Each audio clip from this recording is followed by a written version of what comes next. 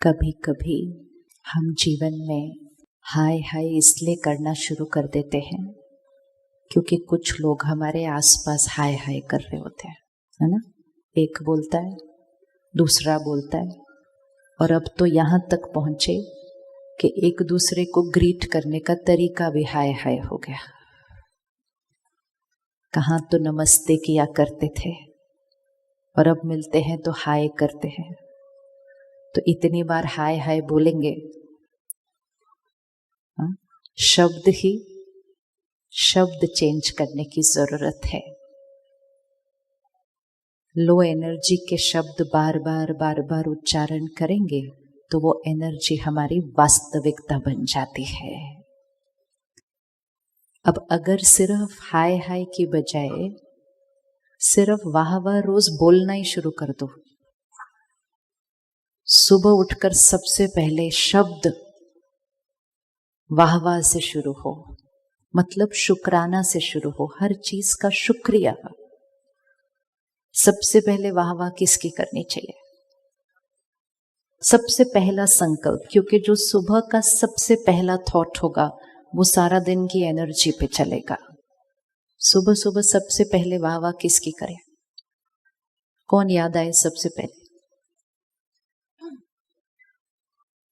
किसका वाह वाह करें सबसे पहले? बताइए कौन याद आएगा सुबह सबसे पहले? तो सबसे पहले वाह परमात्मा का। दूसरा वाह किसका करें? दूसरा वाह किसका करें? दूसरा वाह वाह किसका करें? दूसरा वाह अपने श्रेष्ठ भाग्य का। कितना श्रेष्ठ भाग्य है हमारा। इतनी सुंदर चीज पर अगर छोटी सी एक दो चीजें ठीक ना हो तो बाकी चीजों का वाह वाह करना चाहिए या वो एक दो चीजों को लेके हाय हाय करना चाहिए? क्या करना चाहिए? लेकिन एक बार हाय हाय किया मतलब वो जो छोटी छोटी चीजें जो ठीक नहीं थी उसका ही चिंतन करना शुरू किया तो इतनी सारी जो इतनी बढ़िया थी उनका चिंतन करना ही बंद कर दिया। तो फिर उस जीवन में उन लोगों में नुक्स ही दिखाई देंगे, गलतियां ही दिखाई देंगी, कमजोरियां ही दिखाई देंगी, क्योंकि चिंतन वो वाला करना शुरू किया। ज्ञान और मेडिटेशन क्या सिखाता है? चिंतन की धारा को बदलता है कि चिंतन किस चीज का करना है। सारा दिन में एक दिन चेक करना कि जितने सारे लोगों से हम मिलते हैं, जिनके साथ हम रहते हैं, जिनके साथ हम काम करते हैं, क्या हमारे मन पर कभी कभी उनका कमजोरियों का चिंतन होता है? किस किस को अपने आसपास के लोगों की कमजोरियों का चिंतन होता है? किसी को भी नहीं। किस किस का सारा दिन आसपास के लोगों की विशेषताओं का चिंतन चलता है? ऐसा तो हो ही नहीं सकता कि दोनों में से किसी का भी नहीं चले, क्योंकि लोगों का चिंतन तो बहुत चलता है सारा दिन। एक इक्वेशन याद रखनी है, जिस चीज का हम चिंतन करेंगे वो हमारे चित्त का हिस्सा बन जाएगा। जिसका हम चिंतन करेंगे वो हमारे चित्त का हिस्सा बन जाएगा, और जो हमारे चित्त का हिस्सा बन जाएगा धीरे धीरे वो हमारे संस्कारों का हिस्सा बन जाएगा। सिर्फ एक दिन का अभ्यास करना। कल ये होमवर्क करते हैं, फर्स्ट होमवर्क, कि कल हमें जो मिलेंगे, हमें अंदर कुछ उनके संस्कार ऐसे भी दिखेंगे जो हमें परफेक्ट ना लगे। Thank you. देखा कितनी प्यारी दुनिया है। खुद के लिए जो कंफर्टेबल था वो किया। ये जीवन है। कितने प्यार से, कितनी रॉयल्टी से, कितनी डिग्निटी से आए, जो खुद को सही लगा वो किया और चल गए। 10,000 लोग बैठे हैं, उसका कोई फर्क नहीं पड़ा। ये जीवन है। अब हम कह सकते हैं कि ये गलत है, लेकिन जो कर रहा है उसको उससे ज्यादा सही कुछ नहीं लगता है उस टाइम,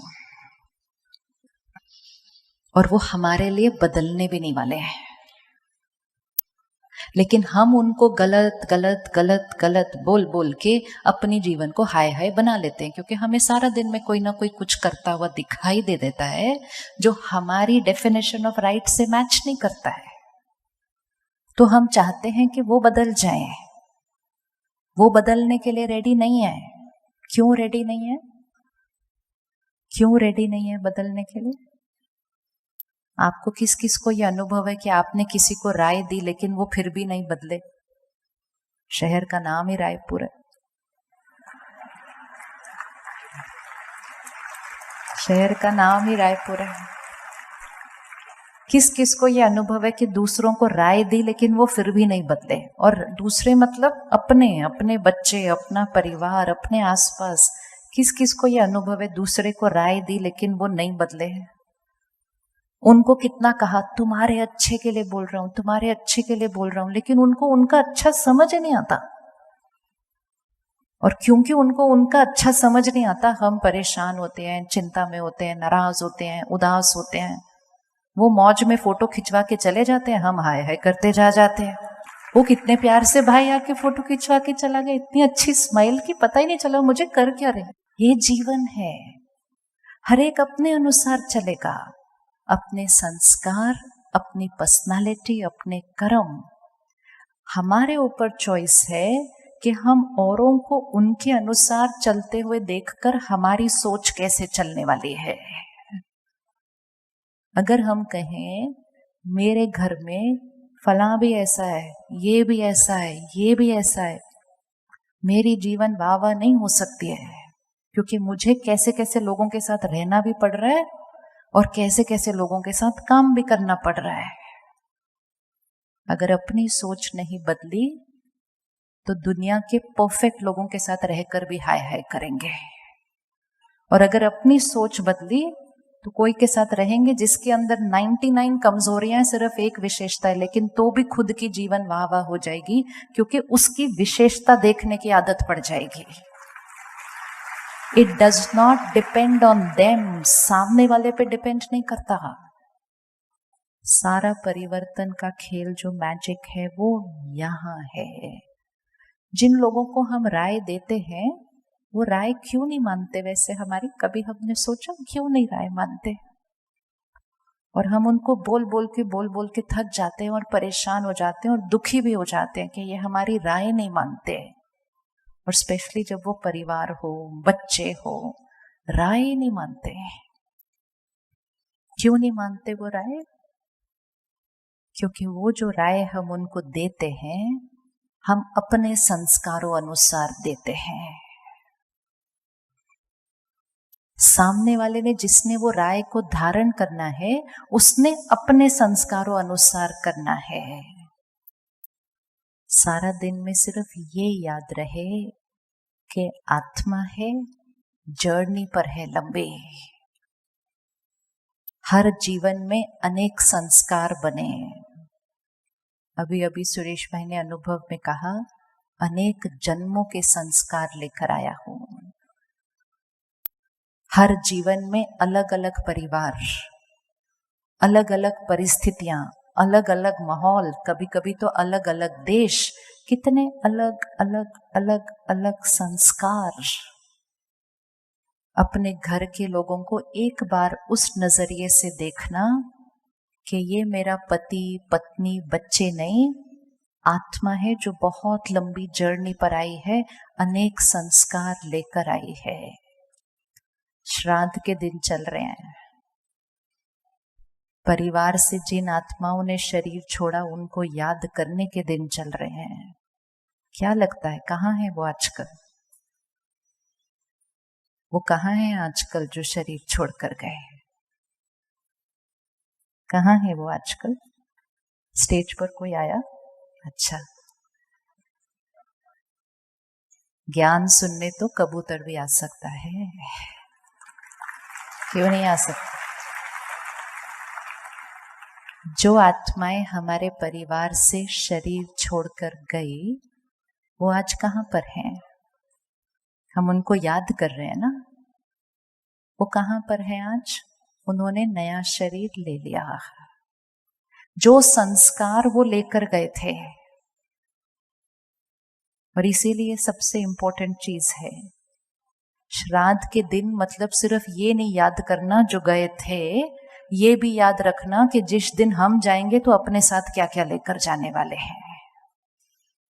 एक क्षण आएगा, पता नहीं होता कब शरीर छोड़ना है। अगर हमें ये पता चले कि आज रात को शरीर छोड़ना है 12 बजे, 1 मिनट आंख बंद करो। इतनी पावर होनी चाहिए कि एक कबूतर हमें डिस्ट्रैक्ट ना करे। हम शक्तिशाली आत्मा है। 1 मिनट अपनी चेकिंग करें। अगर आज 4 घंटे के बाद शरीर छोड़ना हो, टाइम पता चल चुका है, तो मैं आत्मा इस 4 घंटे में क्या क्या करूंगी। 4 आवर्स, 4 घंटे हैं। 4 घंटे में क्या करेंगे, अच्छे से चेक करना। क्योंकि 4 घंटे के बाद जब मैं आत्मा शरीर छोड़ूंगी, हर चीज जो मुझ आत्मा पर रिकॉर्डेड है वो मुझ आत्मा के साथ आगे जाएगी नेक्स्ट कॉस्ट्यूम में। और उस बच्चे को भी देख लें, मैं आत्मा इस शरीर को छोड़ूंगी, नेक्स्ट कॉस्ट्यूम लूंगी। 7-8 महीने के बाद एक बच्चा पैदा होगा किसी घर में।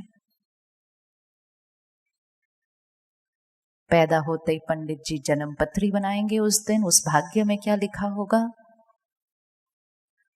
वो बच्चा कौन सा भाग्य लेकर जाएगा, किस आधार पर उस बच्चे का भाग्य लिखा जाएगा उस दिन, और वो बच्चा कैसे संस्कार लेकर पैदा होगा। तो अगर हमें पावर मिले तो हम 4 घंटे के अंदर कौन कौन से संस्कार क्रिएट कर लेंगे।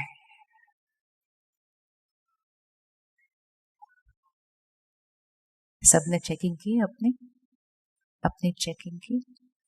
हम जीवन में इन बातों का तो ध्यान रखते हैं कि जब हम जाएंगे तो पीछे क्या छोड़कर जाएंगे। हम इंश्योरेंस भी कर लेते हैं अपने कि जो पीछे है ना उनका ध्यान रखा जाए। हमारे का बड़ा मन होता है सबका औरों का ध्यान रखने का। हम ये नहीं ध्यान रखते हम साथ में क्या लेके जाने वाले हैं, पीछे क्या छोड़ जा रहे हैं उसका ध्यान रखते हैं। स्पिरिचुअलिटी मतलब इस बात का भी ध्यान कि साथ में क्या लेके जाएंगे। जब कोई शरीर छोड़ता है और हम जाते हैं अंतिम संस्कार के लिए, तो इतना वैराग्य आता है उस टाइम पे, तो लोग कहते क्या लेकर गए, सब कुछ तो पीछे ही छूट गया। और कुछ घंटों के लिए काफी वैराग्य आता है, क्या जीवन है, कुछ भी तो नहीं है, पर थोड़ी देर ही रहता है वो घर पहुंचने तक। वो डिटैचमेंट आ जाती है वो थोड़ी देर के लिए, वैराग्य आता है, उसको कहा जाता है शमशानी वैराग्य, कि क्या लेकर गए साथ में। और फिर दुनिया ने कहा खाली हाथ आए थे, खाली हाथ जाना है। सच नहीं है, सच ही नहीं है। ना हम खाली हाथ आए थे, ना हमने खाली हाथ जाना है। जो सब कुछ दिखता है वो ना लेकर आए थे ना लेकर जाना है। जो नहीं दिखता है वो लेकर भी आए थे और लेकर भी जाना है। क्या क्या छोड़ देंगे पीछे।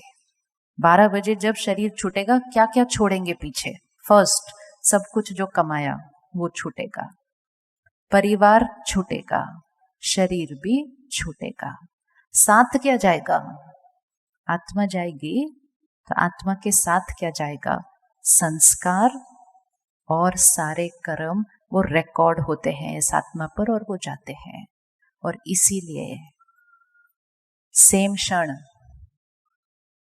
सेम ग्रह, लेकिन अगर 2 बच्चे उसी क्षण उसी ग्रहों के प्रभाव में पैदा होते हैं, फिर भी दोनों का भाग्य बिल्कुल अलग अलग होता है। किस आधार से भाग्य बना, किस आधार से भाग्य बना। एक ही घर में एक ही माता पिता के उसी क्षण 2 बच्चे पैदा होते हैं, ग्रह भी वही, समय भी वही, माता पिता भी वही, फिर भी दोनों बच्चों का भाग्य बिल्कुल अलग अलग होता है। क्यों अलग अलग होता है? क्योंकि वो आत्मा जो लेकर आई है वो अलग अलग है। कोई बच्चा बहुत शांत है, कोई बच्चा बहुत नाराज हो जाता है जल्दी जल्दी, कोई बच्चा रोता बहुत है, कोई बच्चा डरता बहुत है, कोई बच्चा अपनी सब कुछ लोगों के साथ शेयर करता है, कोई बच्चा अपने खिलौने किसी को भी नहीं देता, वो ऐसे होता है। तो अपने आप को चेक कर लो कि मैं जो बच्चा बनूंगा वो कैसा वाला बच्चा बनूंगा। खुश रहने वाला, सदा हंसता रहने वाला, या छोटी छोटी बातों में रूठने रूसने वाला, दूसरों के साथ चीजें बांटने वाला, या हमेशा अपनी चीजें ऐसे पकड़कर रखने वाला, दूसरों की सफलता में खुश होने वाला, या दूसरों की सफलता से ईर्ष्या करने वाला। मैं कौन सा वाला बच्चा बनूंगा? जो पीछे रह जाएगा उस पर इतनी मेहनत होती है, और जो साथ जाएगा उस पर सारा दिन में थोड़ा सा ध्यान कम है। तो जो श्राद्ध के दिन आते हैं, ये सिर्फ इसलिए नहीं आते हैं कि उनको याद करो जो चले गए, लेकिन वो इसलिए आते हैं कि ये याद करो कि आपने भी ऐसे ही जाना है। और रुक कर ठहर जाओ, और रुक जाओ और चेक करो कि एक क्षण में गए तो साथ में क्या लेकर गए। हमेशा यहां पर ऐसा रेडी होना चाहिए कि अभी टाइम आया जाने का, सब कुछ रेडी है, सॉर्टेड। जिन लोगों को समय मिल जाता है उनको कहा जाता है सबको माफ करो, सबसे माफी मांगो, भगवान को याद करो, सब लोगों को शुक्रिया करो। ये वही लोग कर सकते हैं जिनको थोड़ा सा टाइम मिल जाए। ये भी देखा है कि जिनको टाइम भी मिल जाता है ना, वो उन्हीं चीजों को याद कर रहे होते हैं जिनको वो सारी जीवन पकड़ के अटैचमेंट में रहे थे। हमारे सेंटर पर एक बहन आती थी, उसके किसी रिश्तेदार को बहुत ज्यादा बीमारी थी, वो माताजी को डॉक्टर ने कहा अभी इनको जाने का समय आया। तो वो माताजी से पूछा, क्योंकि वो आत्मा शरीर ही नहीं छोड़ पा रही थी, बहुत तकलीफ में। तो वो माताजी को पूछा कोई इच्छा है, पेंडिंग है? क्योंकि इच्छा नहीं पूरी होगी तो नहीं छोड़ते। तो वो माताजी ने क्या कहा पता है? कहती एक बार ना वो वाली दुकान का गोलगप्पे खिला दो। ये कहानी नहीं है, मैं रियलिटी बता रही हूँ आपको। इतनी क्रेविंग, इतनी वो इच्छा, कहती एक बार वो वाली चीज खानी है। खाली मंत्र। इसलिए बहुत ध्यान रखना पड़ता है कि किन चीजों में जीवन में अटके हुए हैं, क्योंकि एक क्षण आया तो उन्हीं अटक, उन्हीं रस्सियां, उन्हीं गांठों के साथ चले जाएंगे। जब शरीर का अंतिम संस्कार करते हैं, पंडित जी एक वो डंडी देते हैं, बोलता डंडी तोड़ो, परिवार को बोलते डंडी तोड़ो, मतलब आज से आपका इनके साथ रिश्ता खत्म। लेकिन डंडा परिवार ने नहीं तोड़ना था, डंडी हमें जाने से पहले तोड़नी थी। लेकिन कब जाएंगे वो पता नहीं है, तो कब तोड़ के रखनी पड़ेगी? कब तोड़ के रखनी पड़ेगी? कब तोड़ के रखनी पड़ेगी? डंडी तोड़ना मतलब कोई भी गांठें नहीं होनी चाहिए, सबके बीच रहें, लेकिन कैसे रहें? एकदम लाइट। कुछ लोग तो अपने परिवार को भी बोल देते हैं मेरे जाने के बाद भी उनसे बात मत करना। ये बहुत डीप संस्कार होते हैं, उनको यही टेंशन रहती है कि मेरे बच्चे मेरे जाने के बाद इस झगड़े को कंटिन्यू रखें, ऐसा नहीं दोस्ती कर ले उनके साथ। सोचो, जो आत्मा ऐसी सोच लेकर जाएगी, क्या वो आत्मा शांत रह पाएगी? कितना अशांति लेकर गए। ये इसलिए है क्योंकि जीवन की प्रायोरिटी क्लियर नहीं है, छोटी छोटी बातों में नाराजगियां पकड़ के रखी हुई हैं। तो ये श्राद्ध के दिनों में वो सारी नाराजगियों को क्या करना है? क्या करना है कोई किसी के पास छोड़ना है जिस चीज को? ये छोड़ना है। जब तक वो सारी चीजों को छोड़ा नहीं, तब तक नवरात्रे नहीं आ सकते, मतलब देवी का आह्वान नहीं होएगा जब तक वो बातों को छोड़ा नहीं। वो होगा नहीं। जहां मैल है, जहां मन और चित्त पे मैल है, वहां दिव्यता नहीं आ सकती है। इसीलिए हर चीज जो संस्कृति में बनी वो एक लर्निंग के लिए थी, कि पहले श्राद्ध के दिन, फिर उसके बाद क्या आएगा, फिर उसके बाद नवरात्रे, फिर 9 दिनों के बाद क्या आएगा, दशहरा, फिर उसके बाद क्या आएगा, 20 दिन बाद दिवाली। हर चीज डीप लर्निंग है। मतलब पहले अपने संस्कारों को क्लीन करें, जीवन ऐसी बनाए कि जिस क्षण मुझ आत्मा को उड़ना पड़े, मैं आत्मा एवर रेडी। कोई गांठें नहीं, कोई पुरानी बातें नहीं, सबके साथ रिश्ता कैसा,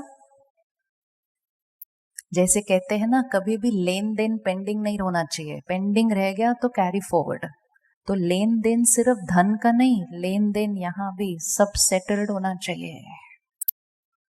तो वो सेटल किया, फिर ही उसके बाद ही देवी का आह्वान हो सकता है।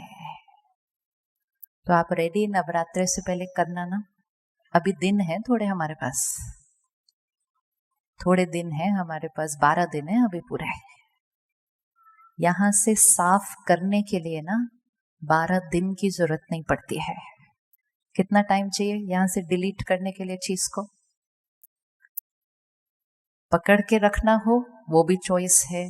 कई बार हम कहते हैं ये बात तो मैंने जीवन भर ही नहीं भूलनी है, तो हम क्या कर देते हैं, अपने आप को आशीर्वाद दे देते हैं कि हमने जीवन भर नहीं भूलनी।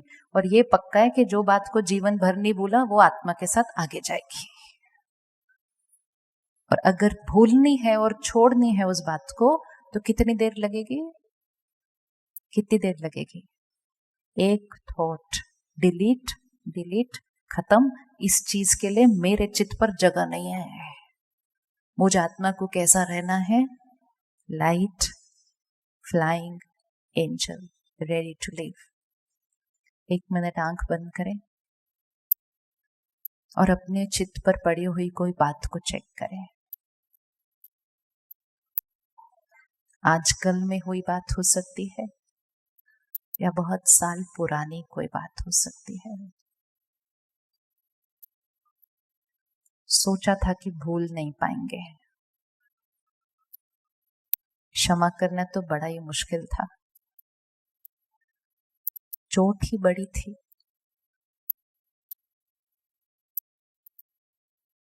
लेकिन 4 घंटे के बाद जाना है, मैल लेकर नहीं जाना। वो तो पीछे रह जाएंगे, बात भी पीछे रह जाएगी, मैल मेरे साथ चली जाएगी। इतनी बड़ी वो बात तो थी नहीं जिसके लिए मैं अपने अगला जीवन भी बिगाड़ दूं। ऐसी तो वो बात नहीं है।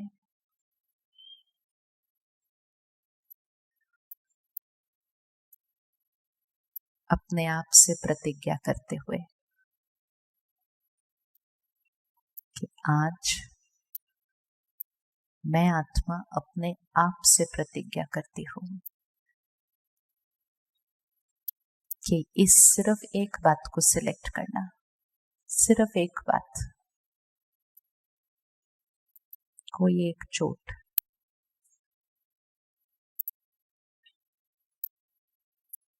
आज से मैं आत्मा इस बात को अपने मन और चित्त से साफ करती हूं, साफ, क्लीन।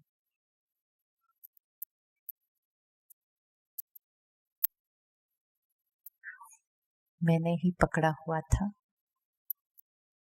और मुझे ही छोड़ना है।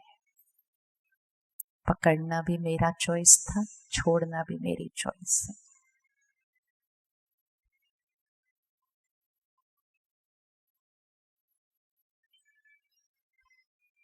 प्रतिज्ञा की है। ओके, अब हर रोज सुबह सुबह जब अपने लिए थोड़ी देर बैठे और परमात्मा को याद करें, उस क्षण इस प्रतिज्ञा को फिर से दोहराए। दोहराना पड़ता है प्रतिज्ञा को कि मैं आत्मा ने इस चीज को क्या किया है, स्वाहा स्वाहा स्वाहा। ये पुरानी बात है, खत्म खत्म खत्म। होता क्या है, हम ही उस बात के लिए क्या कहते हैं, ये भूल नहीं पाऊंगी मैं, इसको मैं माफ नहीं। जैसी हम बात करेंगे वो ही सत्यता बन जाएगी। चोट उन्होंने नहीं दी थी, उन्होंने तो सिर्फ व्यवहार किया था, उतना ही सिंपल व्यवहार किया था जैसे वो भाई अभी प्यार से फोटो खिंचवाने आए थे। अगर मैं उनका अभी चिंतन करना शुरू करूं, आप सब भी उनका चिंतन करना शुरू करें, तो जब हम 12 बजे छोड़ेंगे शरीर तो हमारे चित्त पर कौन जाएगा, कौन जाएगा, कौन जाएगा? लग रहा याद आ रहा ना, कौन जाएगा 12 बजे साथ में। इसलिए बड़ा क्लियर होना चाहिए कौन कौन यहाँ होना चाहिए और उनकी कौन सी बात होनी चाहिए, कौन सी स्मृति होनी चाहिए, विच मीन्स मुझ आत्मा के कैसे कैसे संस्कार होने चाहिए। परमात्मा को याद शरीर छोड़ने के टाइम नहीं करना होता, जीवन काल में नहीं अगर किया तो जाते समय भी नहीं होगा, और अगर जीवन काल में करते रहे तो जाते समय कोई और याद आएगा नहीं। याद वही आएंगे जिनको सारा दिन याद करते थे। तो आज जिन जिनको आप अपने साथ आगे नहीं लेके जाना चाहते उनको डिलीट कर देना आज सीडी पे से। ये सीडी है जिसपे बहुत सारे गाने रिकॉर्डेड है, जो गाना पसंद नहीं डिलीट करना पड़ेगा।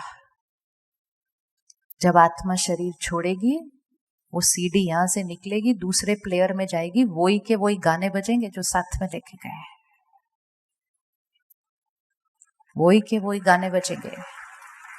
किसी के अंदर अभी झूठ बोलने का संस्कार है, वो बच्चा 2 साल की एज से झूठ बोलना शुरू करेगा। उसके मम्मी पापा बोलेंगे अभी तो स्कूल भी नहीं गया, इसको झूठ बोलना किसने सिखा दिया? सिखाना नहीं पड़ता, सीखे सीखे आए हम वहीं से, बहुत प्रैक्टिस करके आए हुए हम पहले से। छोटे छोटे बच्चे 3 साल के पहली बार स्कूल जाते हैं, किसी की पेंसिल रबड़ ही उठा के ले आते हैं। मम्मी पापा को टेंशन होने लग जाती है, ये मेरे बच्चे को ये सब किसने सिखा दिया? सीख कर आए हैं। इसलिए बहुत अटेंशन कि वो ही संस्कार हो जो आज भी सुख देते हैं, आगे भी सुख देंगे। ये लॉन्ग टर्म इन्वेस्टमेंट है, लॉन्ग टर्म इन्वेस्टमेंट है। सारा दिन की छोटी छोटी बातों में इधर का बिजनेस करने में कोई ऐसे कर्म और संस्कार न बना लें जो लॉन्ग टर्म इन्वेस्टमेंट में नुकसान कर देते हैं।